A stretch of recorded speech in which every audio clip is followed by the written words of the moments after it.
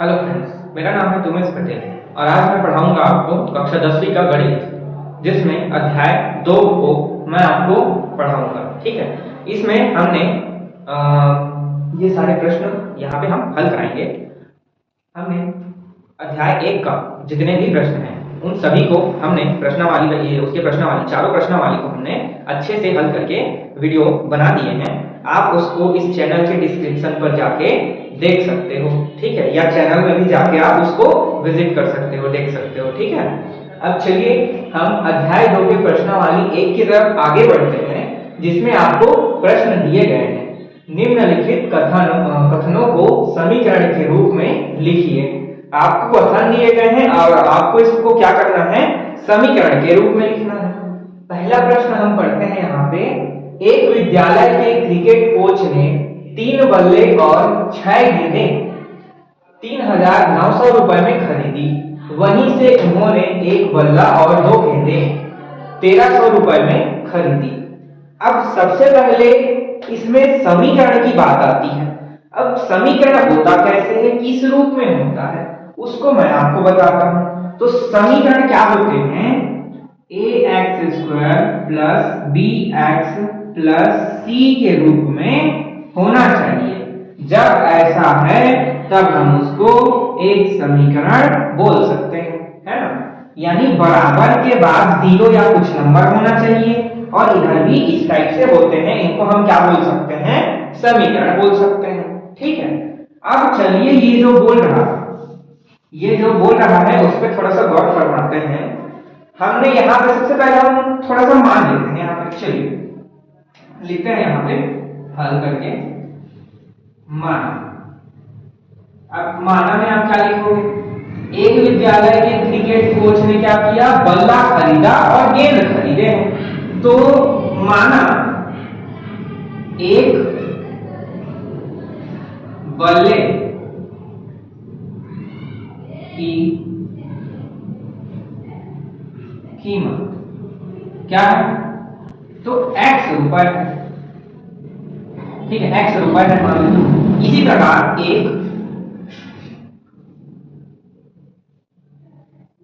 एक गेंद की कीमत y रुपए है। ठीक, यहां पे क्या हो गया, एक बल्ले की कीमत x रुपए, एक गेंद की कीमत y रुपए। हमने इसको मान लिया। अब आपको क्या बताना है यहाँ पे, तो ये खरीदे हैं, इनका आपको समीकरण करना है। तो सबसे पहले यहाँ पे एकदम प्रश्नानुसार, प्रश्न में ही तो दिया गया है ना, तो यहाँ पे लिख देना प्रश्नानुसार। ठीक है, प्रश्नानुसार क्या होगा, तो प्रश्नानुसार आप क्या लिख दोगे, तो सबसे पहले आपने क्या किया, एक विद्यालय के क्रिकेट कोच ने कहा गया, दुकान पे गया, मान लेते हैं हम, दुकान पे गया और वहां से 3 बल्ले खरीदे। हमने बल्ले की संख्या को क्या मान लिया, कितना माने, x मान लिया। तो क्या होगा, तो यहाँ पे 3 बल्ले खरीदे, तो यहाँ पे 3x लिख दें, प्लस उसने और क्या खरीदा, तो उसने 6 गेंदें खरीदे, तो यहाँ पे 6y कर देते हैं। अब टोटल आपको बताने हैं कि उसने क्या खरीदा। तो टोटल क्या बोला था, उसने 3,900 रुपए कुल उसको क्या किए में खरीदा था। क्या खरीदे, 3x यानी 3 बल्ला, 6y यानी क्या है, 6 क्या है, गेंदें खरीदी। ये हो गया पहले का समीकरण। इसको समीकरण 1 नाम दे देना। क्या किया, फिर से यहाँ पे ध्यान से देख लो। एक क्रिकेट कोच ने 3 बल्ले खरीदे जिसकी कीमत क्या है, x रुपए है। तो 3 बल्लों का x हो गया, ठीक है, ये रुपए, ये गेंद की संख्या और ये क्या हो गया, रुपए हो गए उसके, प्लस 6 गेंद खरीदे। गेंद को हमने क्या बताया था, गेंद को हमने y मान लिया था, तो ये y 6y इक्वल, यहाँ पे क्या कितने में खरीदा था, तो 3,900 में खरीदा था। 3,900 यहाँ पे हमने लिख दिया। अब इसी प्रकार दूसरा क्या किया, उसी दुकान से वहीं से उन्होंने क्या किया, एक बल्ला खरीदा। अब एक तो बल्ला का क्या होगा, तो x लिख देते हैं। यहाँ पे 1x होता है लेकिन एक को नहीं लिखा जाता है, एक को हम यहाँ पे एक होता है तो नहीं लिखते हैं, उसको समझ लेते हैं, मान लेते हैं यहाँ पे एक होता है। ठीक है, अब आगे बढ़िए। ये एक बल्ला खरीदा, 1x हो गया, प्लस करते हैं। अब क्या है, तो 2 गेंदें खरीदी उसने, तो 2 गेंदों के लिए 2y कर सकते हैं यहाँ पे, इक्वल कितने में खरीदा था टोटल, तो 1,300 रुपए में खरीदा था। 1300 कितने में खरीदा? 1300। तो ये हो गया हमारा दूसरा समीकरण। यही आपको बताना था कि पूछा क्या था, तो समीकरण इस प्रकार से बन जाएगा। यही क्या है? इसका हल है। यहां पे ध्यान से देखना, यहाँ पे बल्ले को हमने क्या माना था? x मान लिया, x रुपए, और यहाँ पे गेंदों की जो कीमत थी उसको हमने y मान लिया था। जब भी बल्ला गेंद बल्ले लिखे गए तो बल्ले के साथ x हमने लगाया, यहाँ पे गेंदों की जो संख्या को लिखा था वहां पे हमने y लगाया। इस प्रकार से आपका ये समीकरण तैयार है। इसी प्रकार हम दूसरे समीकरण को बनाते हैं। चलिए कैसे बनता है, ये रहा दूसरा प्रश्न। तो दूसरे प्रश्न में क्या बोला गया है, यहाँ पे ध्यान से देखो, दो संख्याओं का योग 16 है तथा उनका जो अंतर है वो कितना है? 8 है। इसको आपको समीकरण में बनाना पड़ेगा। तो इसमें भी हम क्या करते हैं? मान लेते हैं। अब मानेंगे क्या? तो दो संख्याओं का योग बोला है, तो दो संख्याएं कौन सी है हमें नहीं पता है, तो हम यहाँ पे हल करके मान लेते हैं। हल माना दो संख्याएं क्या है? x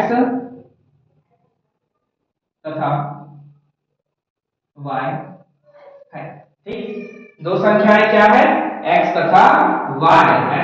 तो चलिए यहाँ पे देखते हैं क्या हो जाएगा। तो दो संख्याएं तो x तथा y है ना हमारे पास। तो दो संख्याओं का जब हम योग करेंगे, अभी देखना प्रश्नानुसार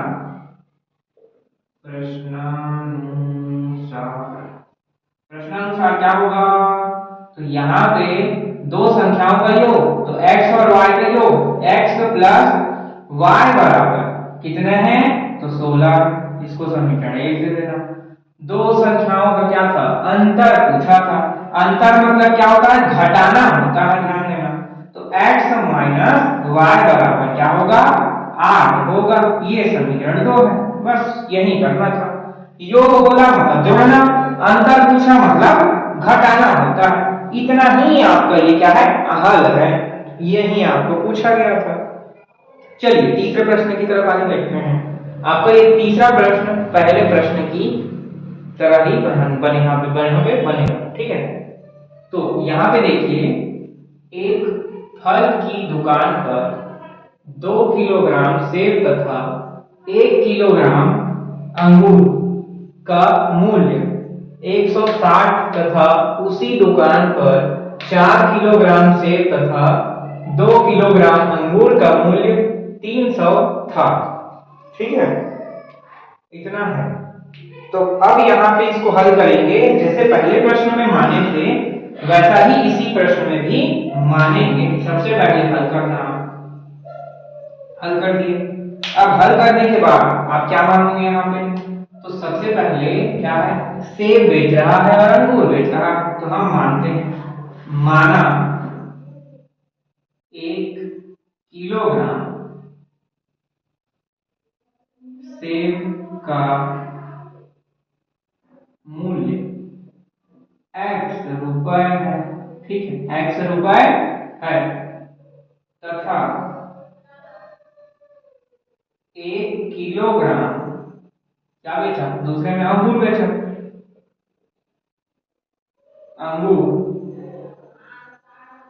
का मूल्य क्या होगा? तो यहाँ पे y रुपए। ठीक, क्या है? 1 किलोग्राम सेब का x, 1 किलोग्राम अंगूर का y। अब क्या है? तो वो दुकानदार क्या बोलता है? 2 किलोग्राम सेब और 1 किलोग्राम अंगूर का मूल्य 160 है। 2 किलोग्राम क्या है? सेब है, तो 2 लिखो। यहाँ पे लिखना प्रश्नानुसार करके, तो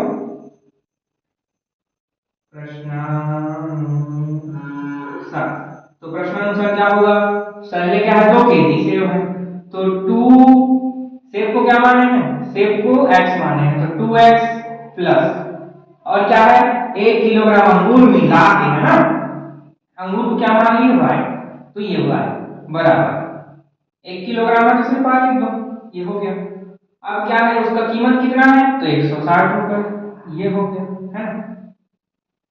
क्या बोला फिर से देखो, 2 किलोग्राम सेब, तो 2x, एक इसका मूल्य x है ना, ठीक है, 2x हो गया। 1 किलोग्राम अंगूर था तो सिर्फ y लिख दिया, अंगूर को हमने y माना था तो y हो गया। दोनों को मिला के प्लस कितना रुपए, तो 160 रुपए, तो ये 160 हो गया। ये हमारा पहला समीकरण हो गया। अब दूसरा समीकरण कैसे होगा, तो उसी दुकान से 4 किलोग्राम सेब, तो 4 लिखना, सेब को क्या माने हैं x, तो x कर देना प्लस क्या किए हैं हम, तथा 2 किलोग्राम अंगूर का मूल्य क्या होगा, कितना होगा, तो 300 है। 2 केजी क्या लिए, अंगूर, कितना केजी लिए, तो 2 केजी अंगूर लिए। अंगूर को क्या माने हैं, तो y मान लिए, बराबर कर। अब क्या टोटल मूल्य कितना है, तो उसने का 300 रुपए ले रहा है, तो ये समीकरण 2 हो गया। इस प्रकार से आपको सारे बनाने हैं। 4 किलोग्राम सेब यानी x करना है, 4x करना है, 2 किलोग्राम अंगूर, अंगूर को y माने हैं, तो अंगूर को 2y, टोटल का प्राइस कितना है, तो 300, तो बराबर में लिख दिए 300। यही आपको बनाना था। ठीक है, लग रहा है सिंपल, एकदम सिंपल है, ज्यादा कुछ किए ही नहीं है। चलिए बढ़ते हैं चौथा प्रश्न देखते हैं। चौथा प्रश्न में आपको दिया हुआ है, नरेश ने अपनी पुत्री से कहा कि 7 साल पहले मेरी आयु तुम्हारी आयु से 7 गुनी थी और अब से 3 साल बाद मेरी आयु तुम्हारी आयु की 3 गुनी हो जाएगी। अब प्रश्न में बोला ये है, नरेश अपनी पुत्री से बताता है, ठीक है, नरेश अपनी पुत्री से क्या बताता है कि 7 साल पहले मेरी आयु क्या थी, तुम्हारी आयु से 7 गुनी थी, है ना। 7 साल पहले की बात कर रहा है, यानी समय में कहां जा रहा है, पीछे जा रहा है। और फिर बोलता है और अब से 3 साल बाद, यानी आने वाले 3 साल बाद में क्या हो जाएगी, मेरी आयु तुम्हारी आयु से 3 गुनी हो जाएगी। ठीक है, तो ये क्या बोल रहा है, ये 3 गुना जो बोल रहा है वो भविष्य की बात कर रहा है, और ये 7 साल पहले यानी ये भूतकाल की बात कर रहा है, यानी समय में पीछे जा रहा है। तो चलिए यहाँ पे सबसे पहले हम मानते हैं, हल करते हैं, हल करना है यहाँ पर, और आप मान लेना। माना नरेश की वर्तमान आयु क्या है, x है, तथा उसकी पुत्री की आयु को हम y मान लेते हैं। चलिए लिख देते हैं, नरेश की वर्तमान आयु x तथा पुत्री की वर्तमान आयु y वर्ष है। ठीक है, हमने क्या मान लिया, नरेश की जो वर्तमान आयु थी उसको x, और क्या है, उसकी पुत्री की वर्तमान आयु को हमने y मान लिया, x और y हमने मान लिए। अब यहाँ पे आगे आप देखिए प्रश्नानुसार कि प्रश्न में बोला क्या था, तो यहाँ पे लिख देता हूं प्रश्नानुसार, प्रश्नानुसार। अब प्रश्नानुसार क्या बोला है, नरेश ने अपनी पुत्री से क्या बोलता है, 7 साल पहले मेरी आयु तुम्हारी आयु से 7 गुनी थी, क्या थी, 7 गुनी थी। तो यहाँ पे बोला गया 7 साल पहले, इसको थोड़ा सा हटा देते हैं, ठीक है, अभी थोड़ा हम इसे ही चलते हैं, 7 साल पहले भी माना नहीं चलते हैं, ठीक है, 7 साल पहले नरेश की आयु, 7 साल पहले नरेश की आयु क्या होगी, तो जो वर्तमान आयु है उसमें हम घटाएंगे तो कितना होगा, 7 होगा, क्योंकि हम समय में पीछे जा रहे हैं, भूतकाल जाएंगे, तो भूतकाल पीछे जाओगे तो वर्तमान समय में, मान लो वर्तमान समय में मेरा उम्र क्या है, 21 है। अगर मैं समय से पीछे जाऊंगा तो मैं अपने मान लो मेरा उम्र क्या है, 21 है। अगर मैं पीछे जाता हूं समय में, मान लो 2 साल पीछे गया, कितना गया, 2 साल पीछे गया, तो कितना पहुंच जाऊंगा, 19। यानी जब आप भूतकाल की तरफ जाते हो तो आपका उम्र क्या होगा, घटेगा, इसीलिए यहाँ पे माइनस लगा दिए, 7 साल पीछे जा रहे हैं तो -7। अब यहाँ पे लिखते हैं 7 साल पहले पुत्री की आयु, तो मेरी पुत्री की आयु कर देते हैं, पुत्री की आयु, पुत्री की आयु क्या हो जाएगी, तो y, पुत्री को क्या मान लेते हैं, पुत्री की वर्तमान आयु y मान लिए, तो y माइनस क्या होगा, 7, क्योंकि हम 7 साल पीछे जा रहे हैं, पीछे जाएंगे तो घट जाएगा। अब यहाँ पे प्रश्नानुसार करना, प्रश्नानुसार। अब यहाँ पे प्रश्नानुसार किए तो अब प्रश्न में क्या बोला, 7 साल पहले मेरी आयु तुम्हारी आयु से क्या थी, 7 गुनी थी, तो यहाँ पे लिख देता हूं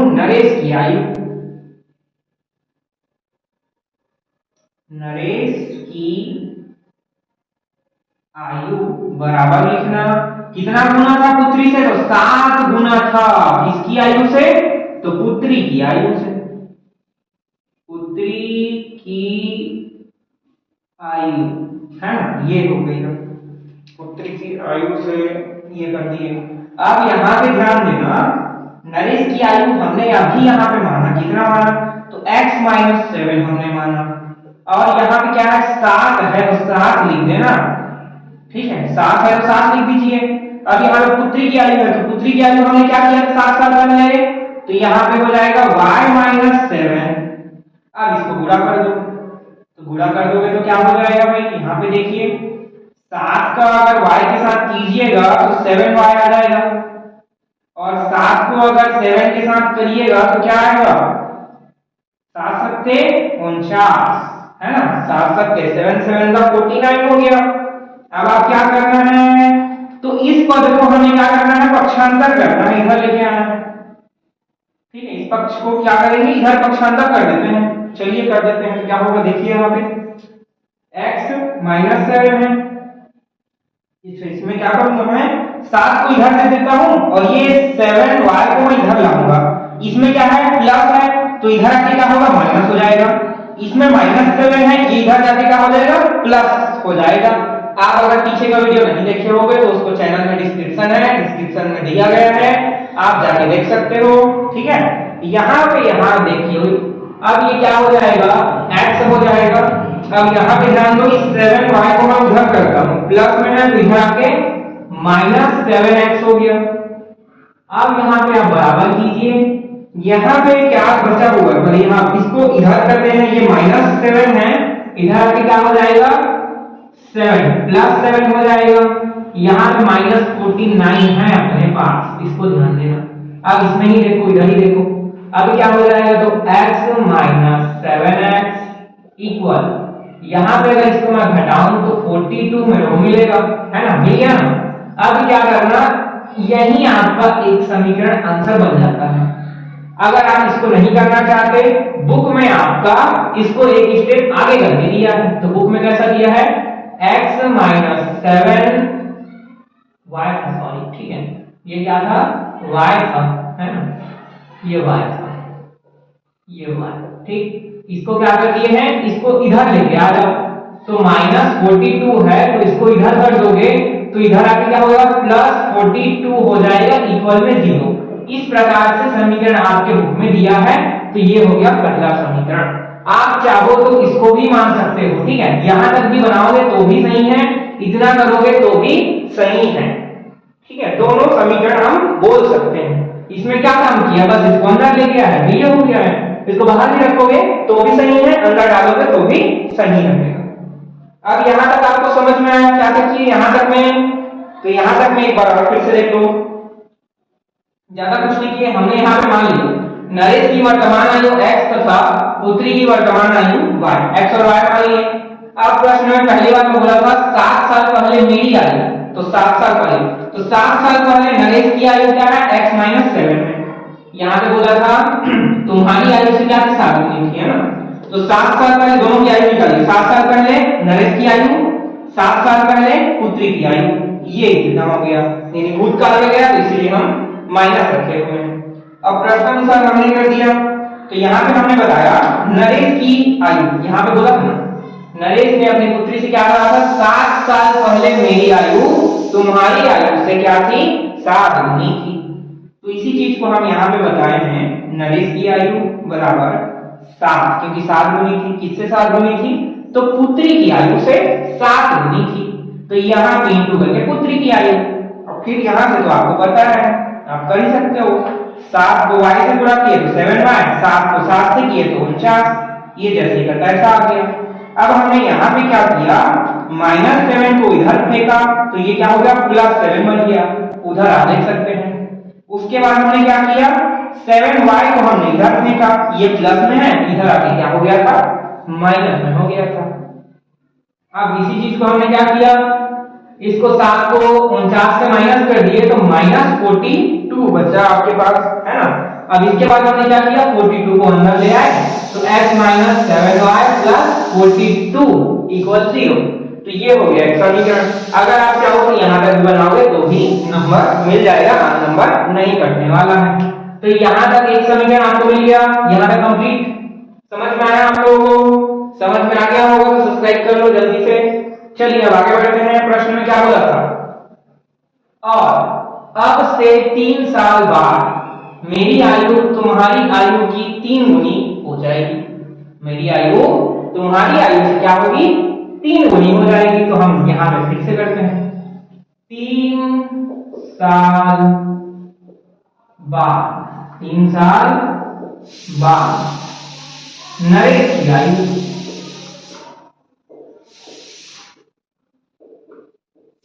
तीन साल बाद नरेश की आयु क्या होगी? x plus 3।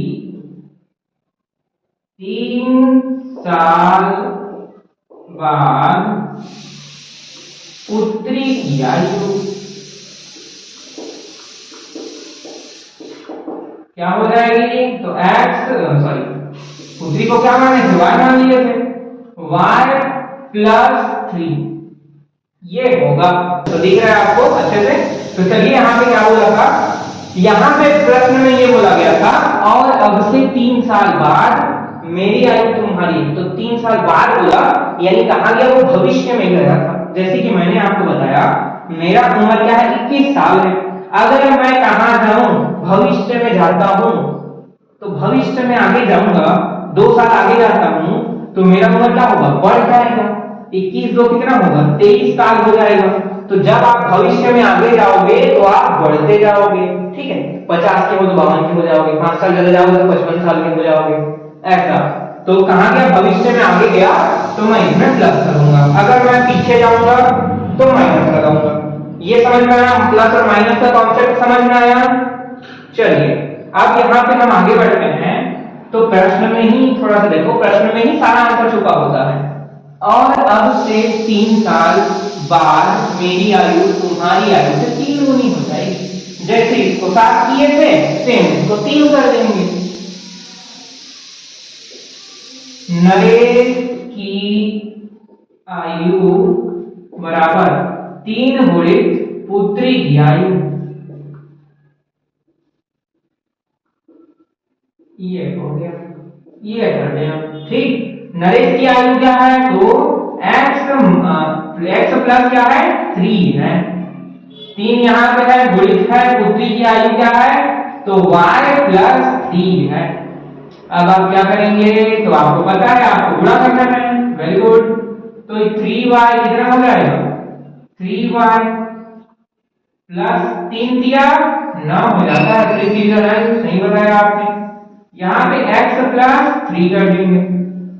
चलिए अब क्या करेंगे? इसको इधर भेजते हैं, इसको उधर भेजते हैं। ये दोनों क्या है? प्लस, ये प्लस में है, इधर से माइनस में हो जाएगा। x minus 3y। अब ये जो 3 है ये कहां जाएगा? उधर जाने वाला है। ठीक है, उधर जाएगा तो माइनस 3 आ गया, यहाँ पे प्लस 9 है। अब यहाँ पे x माइनस 3y इक्वल, अगर मैं इसको घटाऊं तो क्या मिलेगा? 6 मिल जाएगा, है ना? 9 में 3 घटाएंगे, माइनस करेंगे तो ये मिल जाएगा। अब आपके पास क्या बचा? इस 6 को भी अंदर ले आइए। चाहो तो आप यहाँ तक भी छोड़ सकते हो, यहाँ तक भी सही है। बुक में दिया है तो बुक में जो उत्तर वाला है उसमें थोड़ा सा इस प्रकार से दिया है, x minus 3y minus 6 equal 0। तो ये हो गया आपका दूसरा समीकरण, इस प्रकार से बना हुआ है। अब यहाँ पे क्या किए? सेम काम जैसा यहाँ पे किए थे सेम काम वैसे यहाँ पर भी किए हैं। 3 साल बाद बोला था तो हमने क्या किया? 3 साल बाद नरेश की आयु x प्लस 3, यानी भविष्य में जाएंगे तो प्लस कर देना। 3 साल बाद पुत्री की आयु तो y प्लस 3, क्योंकि पुत्री को हमने y मान लिया था तो ये हो गया। नरेश की आयु यहाँ पे ये प्रश्न से लिया गया है, चाहो तो यहाँ पे लिख देना। इसको इस पेन से लिख देता हूँ, ठीक है? चाहो तो आप यहाँ पे लिख सकते हो, क्या लिख सकते हो? प्रश्नानुसार, प्रश्नानुसार ये ऐसा यहाँ पे डाल सकते हो, ये क्योंकि इसके नीचे हमने प्रश्न से ही लिया हुआ है। तो ये हो गया। बाकी इधर से तो आपको पता है, इसको इधर से जुड़ा दिए तो 3 मार है, 3 से जुड़ा दिए तो 9, इसको क्या किए, इसको इधर फेंक दिए, इसको इधर फेंक दिए, पक्षांतर के नियम से ये माइनस आ जाता है, इसका ये प्लस है तो ये भी माइनस हो जाता है, इससे माइनस हो गया तो 6 आया, 6 को हमने इधर पक्षांतर किया, प्लस में था, पक्षांतर का नियम लगा, इधर आके क्या हो गया, माइनस हो गया, x minus 3x minus 6 equal 0। तो ये हो गया आपका दूसरा समीकरण। ठीक है, समझ में आया अच्छे से? चलो देख लो, अच्छे से दिख रहा है, दिखाई नहीं दे रहा होगा तो दिख गया? ठीक है, चलिए नेक्स्ट प्रश्न की तरफ आगे बढ़िए फ्रेंड्स। अब पांचवा प्रश्न देखते हैं। जो पांचवा प्रश्न में आपको क्या दिख रहा है, देखो, एक व्यक्ति घर से कार्यालय तक जाने में 90 किलोमीटर की दूरी तय करता है। इसके लिए वह ट्रेन और टैक्सी का उपयोग करता है। व्यक्ति द्वारा टैक्सी से तय की गई दूरी ट्रेन से तय की गई दूरी की क्या है, दुगनी है। व्यक्ति द्वारा ट्रेन से तय की गई दूरी क्या है, दुगनी है। तो किससे दुगनी है, तो टैक्सी द्वारा तय की गई दूरी ट्रेन से तय की गई दूरी की क्या है, दुगनी है, ये बता रहा है। अब हमें क्या करना है, जैसे हमने पहले कुछ प्रश्नों में माना था उसी प्रकार से आपको मानना है। सबसे पहले क्या करेंगे, हल करेंगे। अब हल करने के बाद आपको क्या करना है, तो हल करने के बाद इसमें क्या चीज दिया गया है, 2 चीज दिया गया है। अब 2 चीज क्या है, एक तो आपको दिया गया है यहाँ पे ट्रेन, दूसरा आपको दिया गया है टैक्सी। ठीक है, तो यहां पे हम मान लेते हैं, माना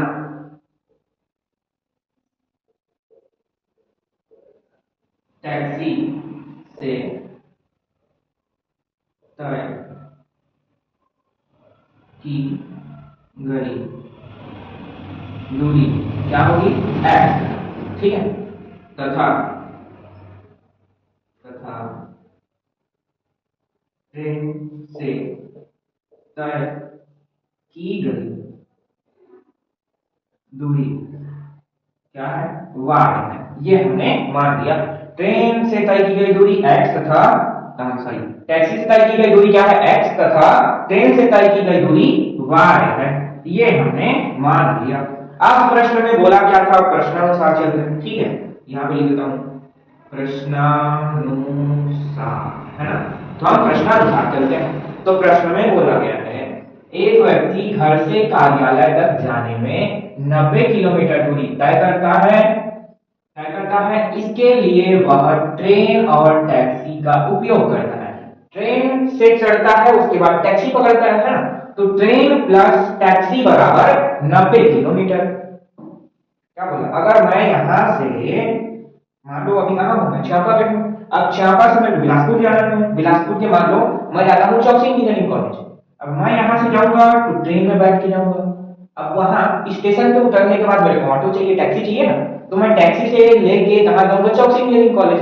तो टोटल मिला के मेरा लगभग हो जाएगा 90 किलोमीटर के आसपास, है ना। तो उसी चीज को बोल रहा है ये भी। अब इसे करेक्ट है, यहां से जाऊंगा तो लगभग 90 किलोमीटर पड़ेगा, ये भी 90 किलोमीटर है। चलो देखते हैं। तो ट्रेन को क्या माना, सॉरी टैक्सी को क्या माना, x।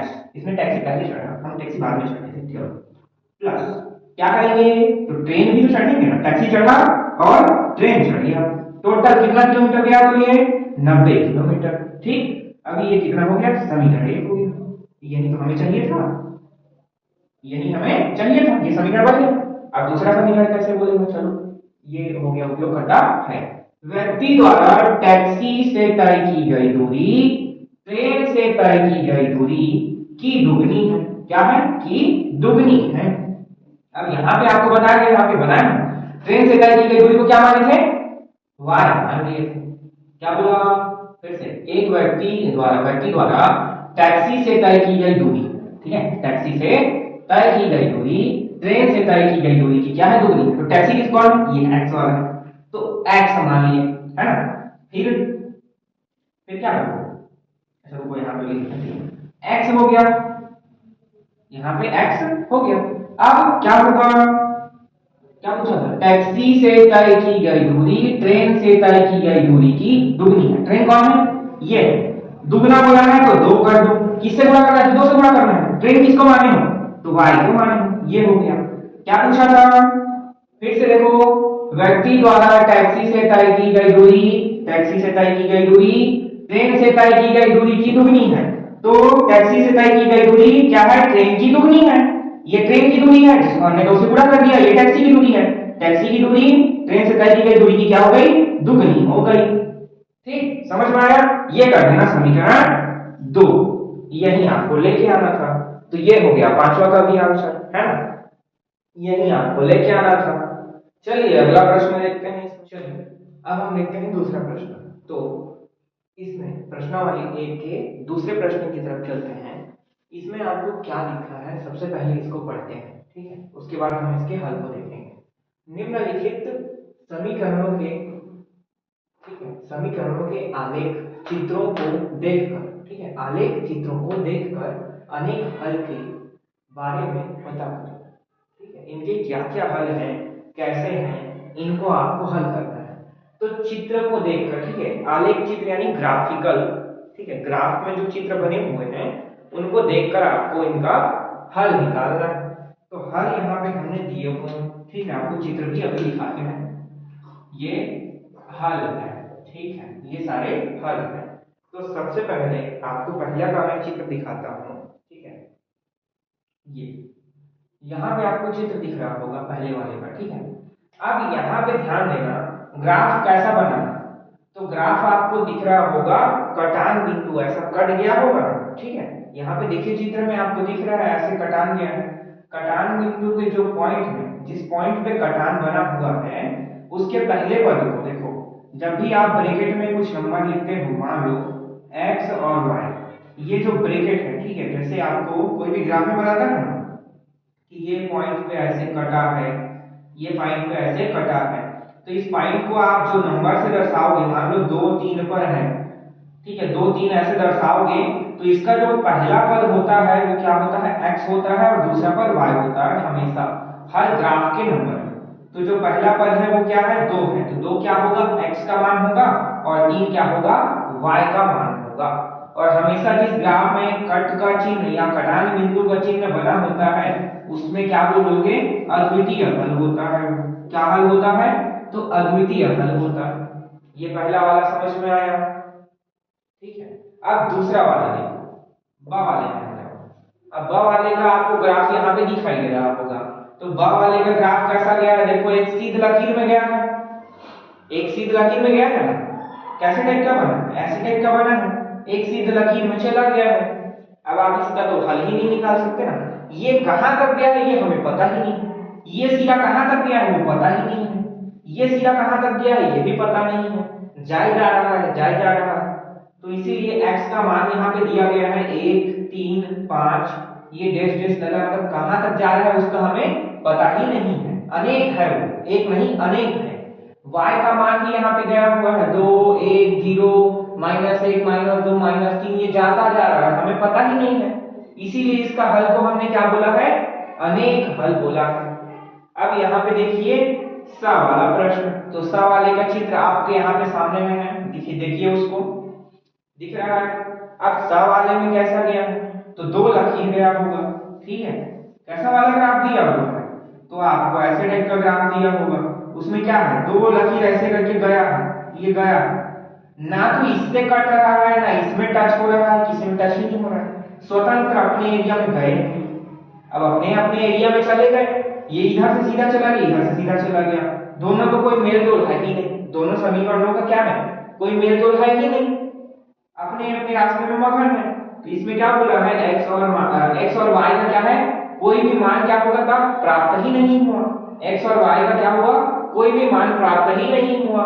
तो इसीलिए हम इसको क्या बोल देंगे, कोई हल नहीं। इन सभी का हम आगे प्रश्नावलियों में यूज करने वाले हैं, ठीक है। यहाँ पर अभी से आप समझ जाओ। तो इसको क्या बोलोगे, कोई हल नहीं।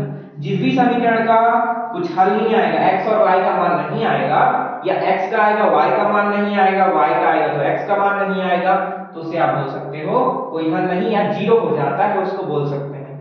अब यहाँ पे देखिए द वाला प्रश्न, इसका भी आपको चित्र सामने में दिख रहा होगा। ये द वाला क्या है, ये पहले वाले के समान ही है, अद्वितीय हल ही है। तो यहाँ पे क्या बोला है, यहाँ पे आपको इसका ग्राफ दिख रहा होगा ऐसे कटान पॉइंट पर, ठीक है, ऐसे कुछ गया होगा, क्या गया होगा, ऐसे कट पॉइंट बना होगा। कट पॉइंट पे जैसे आपको बताया क्या होता है, ये x होता है, ये y होता है। पहला पद क्या होगा, x होगा और दूसरा पद y। तो पहले पद में आपको क्या दिखाई दे रहा है, -1, दूसरे पद में आपको दिखाई दे रहा होगा 2।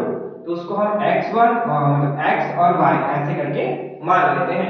कट पॉइंट बना है यानी क्या होगा, अद्वितीय हल होगा वो। ये याद रखना, अगर ग्राफ में कट पॉइंट बनता है अद्वितीय हल है। ग्राफ में दो लाइन बना हुआ है, कोई किसी से टच नहीं करता, तो क्या हो जाएगा, वो कोई हल नहीं होगा। अगर इसमें एक सीधी लकीर बनी हुई है जिसमें दो समीकरण आपको लिखे हुए हैं, इधर समीकरण दोनों आपस में जा रहे हैं, तो उसको क्या बोलोगे, अंततः क्या होता है, अनेक हल होता है, उसका कई हल हो सकता है, एक नहीं उसके कई हल हो सकते हैं। ये क्योंकि वो एक दूसरे को टच कर रहे हैं, एक ही लाइन पे है दोनों समीकरण। ठीक, समझ में आया आपको ये?